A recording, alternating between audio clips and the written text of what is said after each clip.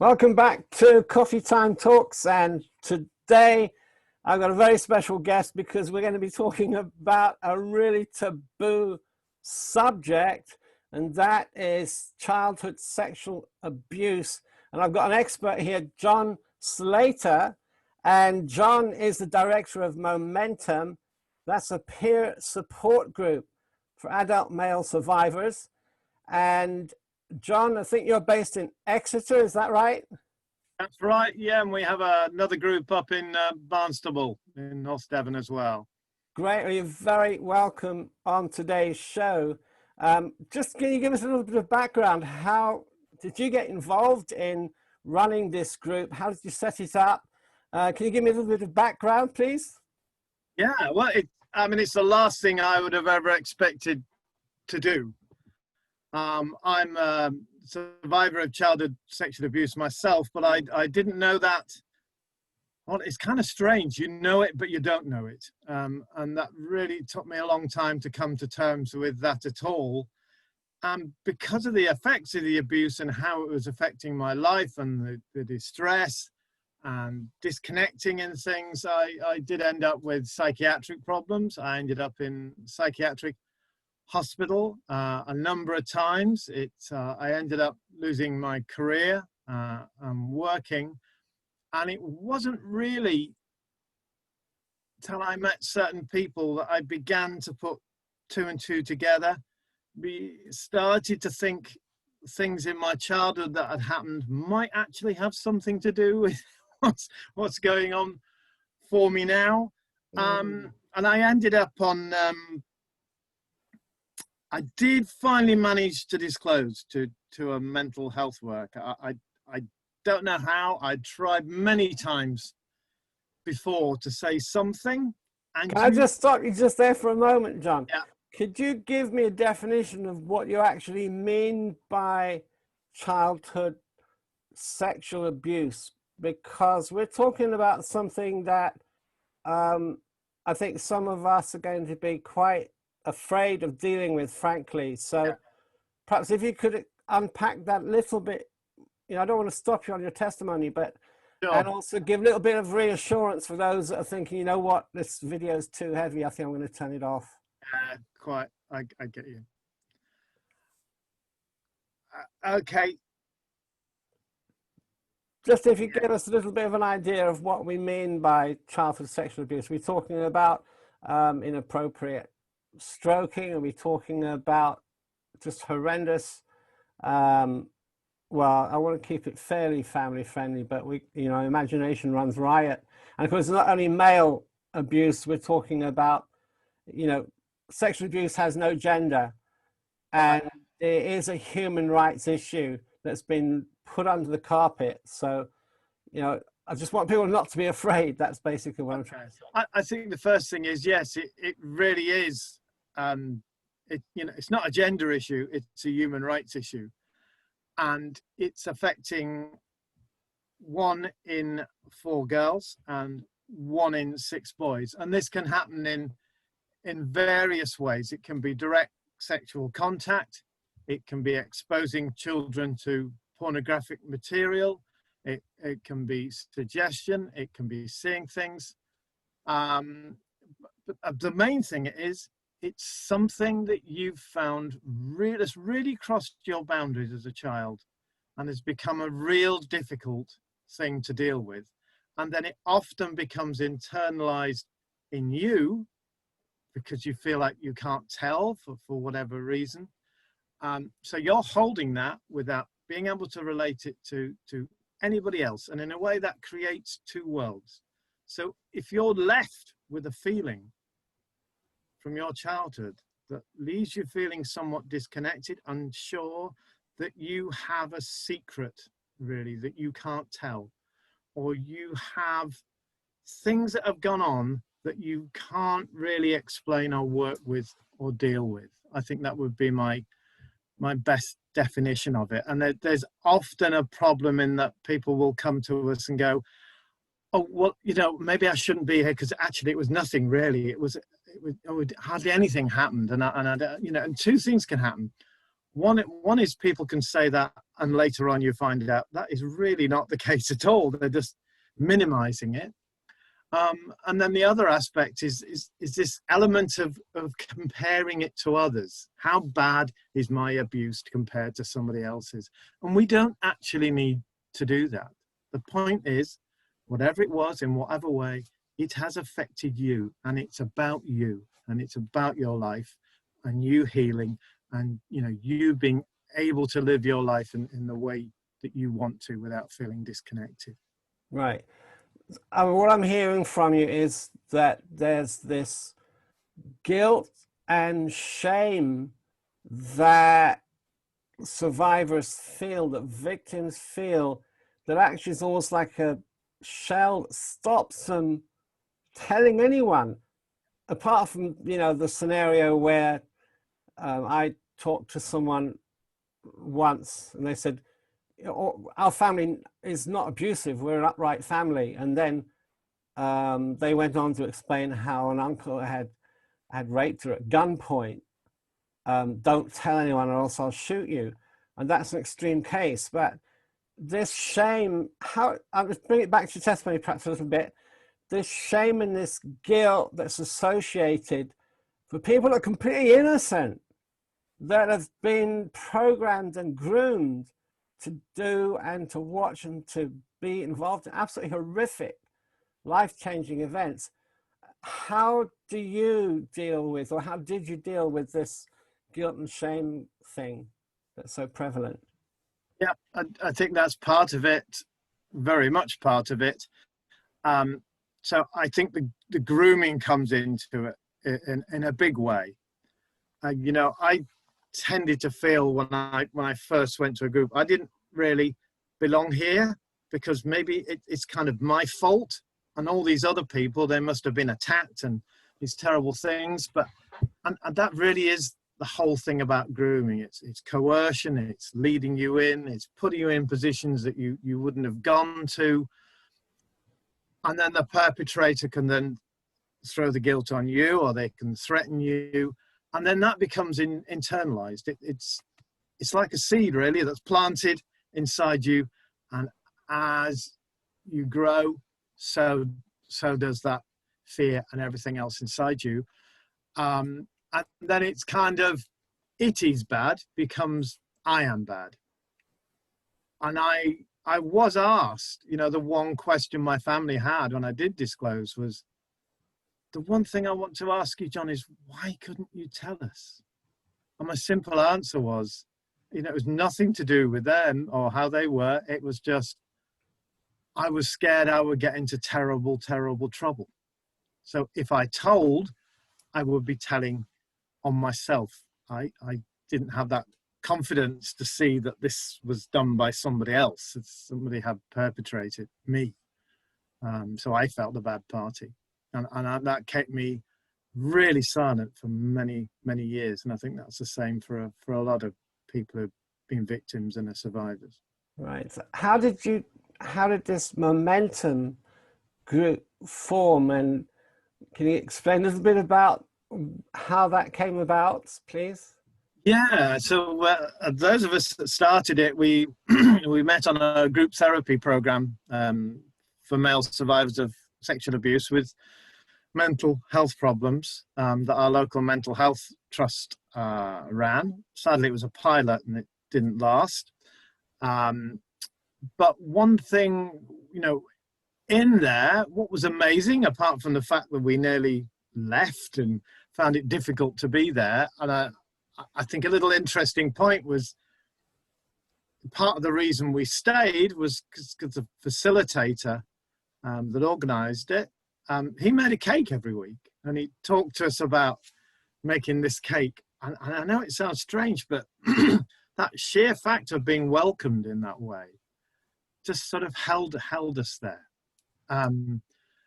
There's a simple thing like a cake. Somebody actually cared enough, that came out of their professional shell, actually cared, just a simple act.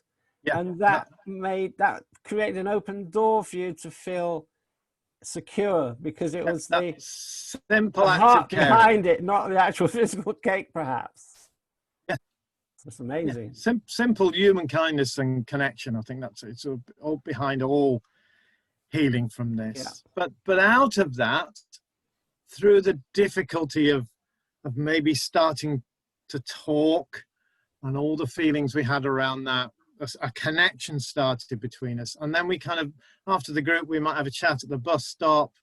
Then in a while, some of us met up for coffee in a local cafe, things like that. And of course, the worry had when this ended after your 12th session was, well, that's great. I'm beginning to understand about trauma. It's helping me come to terms with this. But this is the beginning, not the end of my healing. And where do I go? And we didn't have anywhere to go, effectively. It was very difficult to get any help through the mental health services. There was no organisation going at that time for male survivors in the local area. Absolutely nothing. So there was this kind of thing of, yeah, where do we get help? Oh, okay, it's us. Right. We need to help each other. So that we formed a mutual support group to help each other. And here's the website that you have here, which looks terrific. And is this something that's just local? If people want help, how can they access help? I see you've got a contact us button here. That's right. I mean, we could also give you advice about any groups that might, groups and support that might be in your area. And a really good place to go is an organization called NAPAC, NAPAC. And they have loads of information about where you might be able to get support in your area. But we've had a workshop last year up at Croyd Bay in North Devon, so people can come along to those workshops. We also have a national group as well. Zoom has made a difference there, so we've been able to connect. So how are you doing this on way. Zoom then? I mean, obviously COVID-19 has changed things. Yeah. So how do you maintain confidentiality? How do you make sure that people are in that safe space, which is so important? Yeah, safe space is absolutely critical. So, I mean, we always spend a bit of time talking with people before they come to the group on Zoom. So you get to know us a bit. And normally we'd be doing this by going for a coffee somewhere and meeting up in a cafe or a walk along the river or whatever it happens to be, just to give a bit of time to get to know one person or two people. And I think you want to be stepping in that room, as it were, or the Zoom room. You want to be coming into that knowing some people first, so it's not like, oh, well, what am I getting into here? And it's important for people to know, you know, they can move towards and they can move away. So you're not committing yourself to, I must do this every week or I won't be part of the group. You come as and when you can at your own pace. It might be a group, but you're an individual and it's working it in the way that works for you. And then, of course, confidentiality is absolutely critical. So, you know, we make sure with the Zoom, there's a waiting room, so we're assured about who gets in. It's end-to-end encryption. We have our own a kind of code, if you like, as to, you know, what's said in the room stays in the room. So we're helping each other together, but this is not for going outside. And for some people, you know, just being in that room is enough. You know, that's a big enough thing to do, just to get there. And there's no pressure. You know, people take turns to talk and then we talk about issues as well, but there is no pressure for you to say anything until you want to. And you only say what you want to. So you hold that control within it. So it's really making sure that it's confidential and that it's safe. Well, some of the people here watching Coffee Time Talk might not actually know that I myself am a survivor of childhood sexual abuse.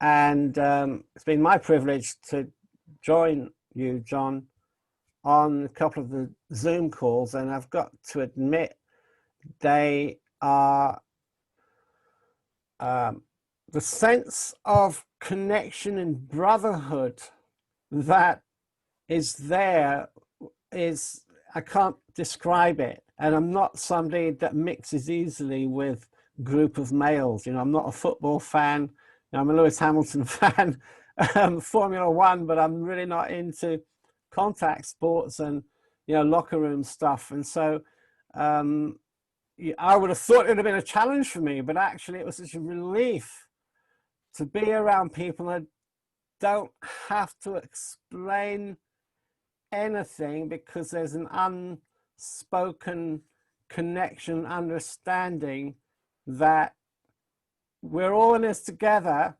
and you know, no one's there pointing the finger. And out in society, people that don't understand or have never been abused, I think generally they just shake their head and don't get it at all. How can we overcome this fear of disclosure? I don't know if there's how you disclosed, or I think it's absolutely, there is enormous fear around that. And I remember the first time I disclosed it in a group, it was like I went to say it, and it was almost I was putting my hands over my head, just waiting for the world to come down on me. And this was always a massive fear. What is going to happen? How is the world going to change when I disclose? But of course, I was met with understanding, caring, not what I was fearing.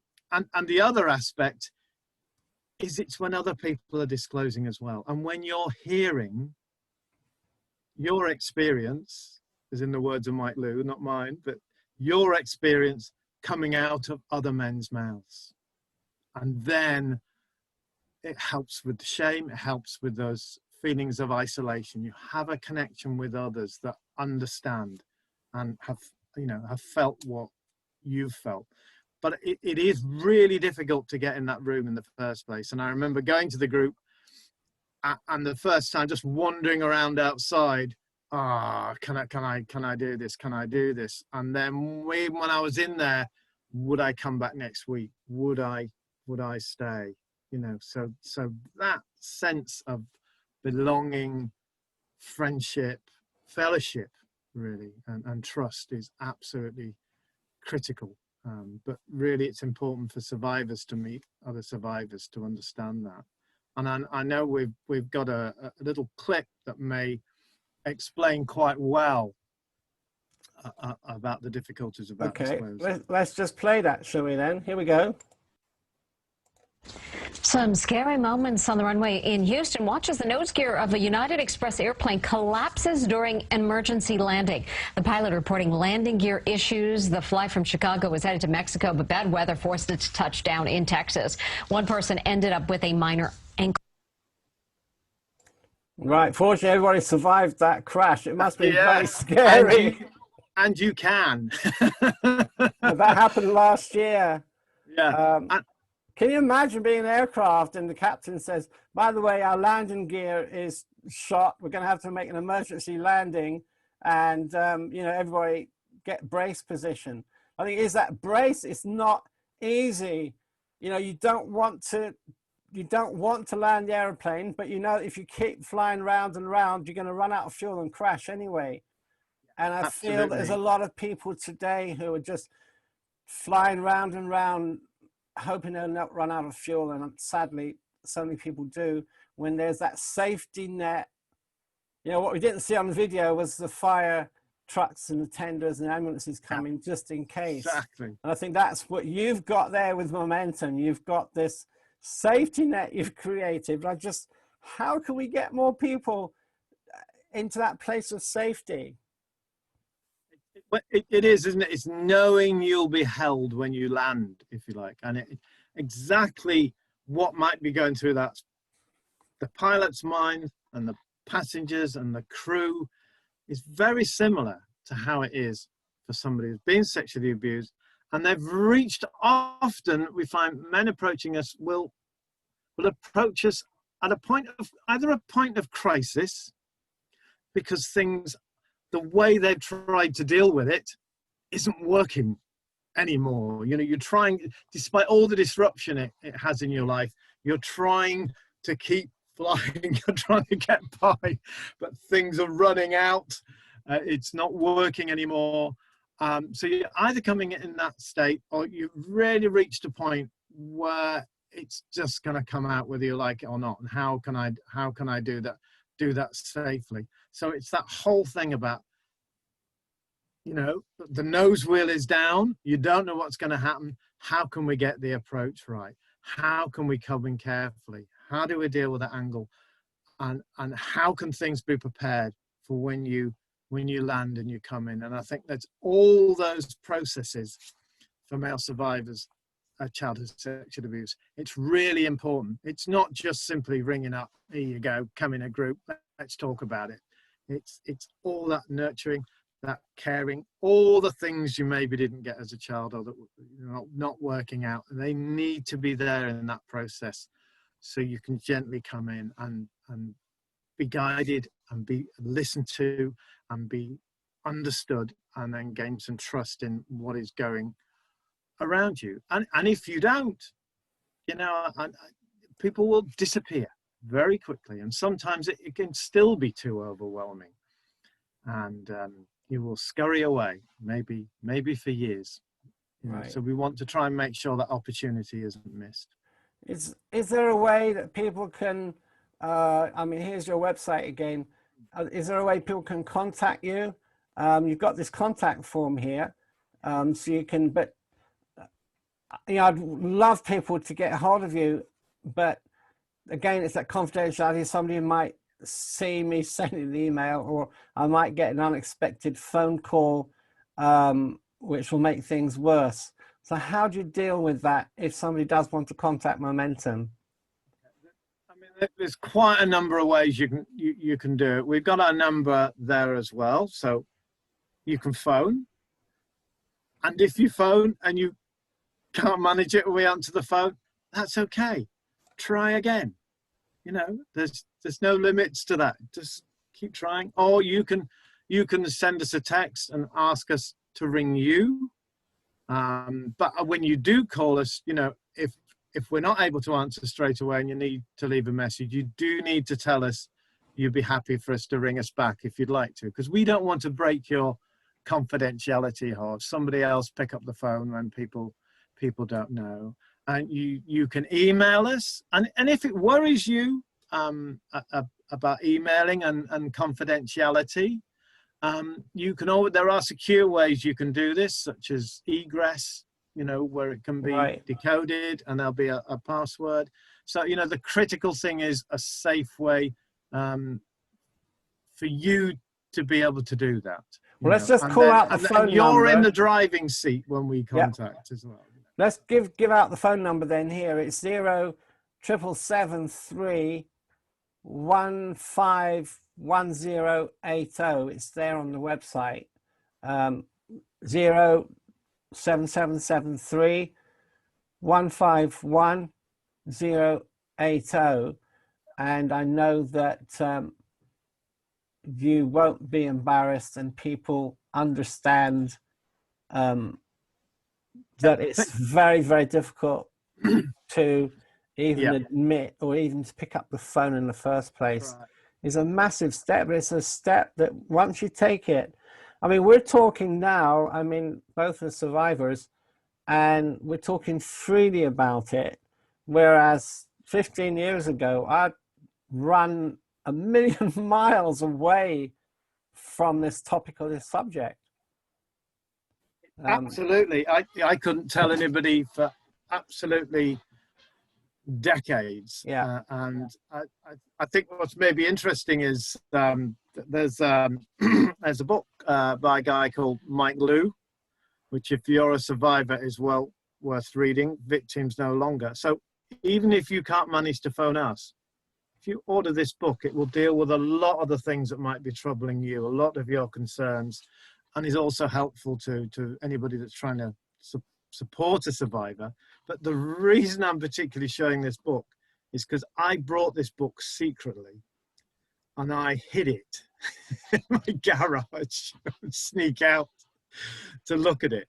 And the difference is, so, you know, if I think a few years ago, I couldn't talk about this. I certainly wouldn't be doing this.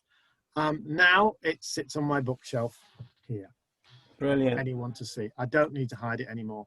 It's, you know, it really is not my shame.